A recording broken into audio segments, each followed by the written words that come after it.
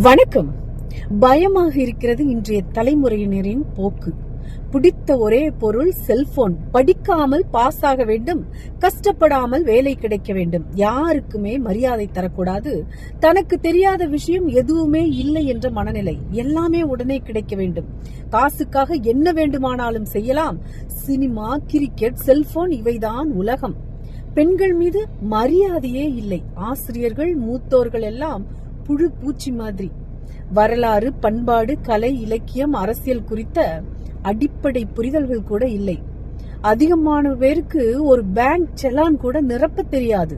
ஒரு வரி கூட உருப்படியாக வாசிக்க தெரிவதில்லை. தப்பில்லாமல் தமிழோ ஆங்கிலமோ எழுதவும் பேசவும் வராது. ஒரு விஷயத்தை கோர்வையாக சொல்ல வராது. வீதியில் நின்று விஷம் குடித்துக் கொண்டிருந்தாலும் அதையும் செல்ஃபி எடுத்து போட வேண்டும்.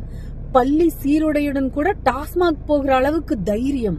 சின்ன வயசுலயே வாயை திறந்தாலே கெட்ட வார்த்தை. எப்போதும் ஏதாவது ஒரு போதையில் தன்னை மூழ்கடித்துக் கொள்ள விரும்புகிற மனநிலை.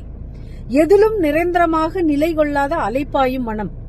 ஜட்டி தெரிய பேண்ட் போட்டு காண்டாமிருகம் மாதிரி முடிவெட்டி எவரையும் கண்களை பார்த்து பேச முடியாமல் வினோதமாக வெறித்த பார்வையுடன் நடப்பது.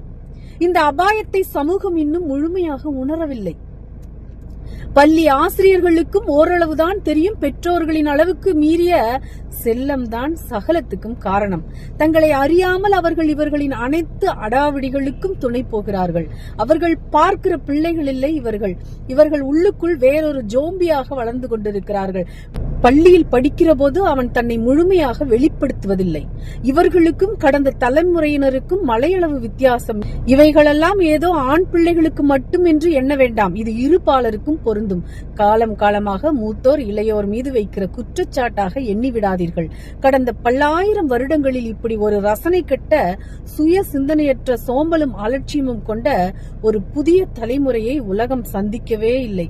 அப்படியானால் எதிர்கால வரலாறு? சிந்தியுங்கள் மக்களே. நன்றி.